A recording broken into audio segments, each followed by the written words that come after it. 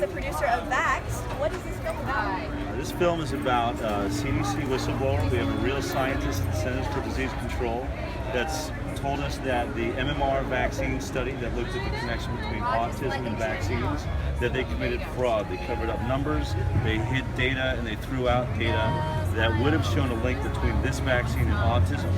And so we've made a film to show that, and we want the world to know that we're pro-vaccine. We want healthy, safe vaccines. This is not a safe vaccine, and the citizens of this country have to realize that. We have to start demanding more from our government. This is a government agency.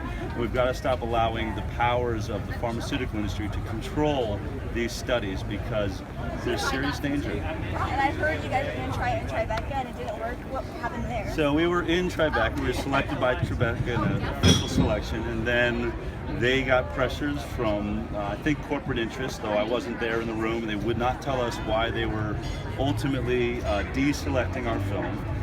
But we've got a lot of attention from it, and we still feel supported by Robert De Niro and his wife, Grace Hightower De Niro, who we were in conversation with before it happened, and I think some recent interviews show that he really still loves the film, and we all know it's an important film. There's a lot of misrepresentation by journalism right now. A lot of journalists have judged our film before seeing it. We had every major newspaper in the country telling people not to see the film before they'd seen it themselves. So what you're doing here, what your friends are doing, you're the future of this country. Journalism, you have to remember this, and I want this to be clear. Your job, you are the fourth branch of government in journalism.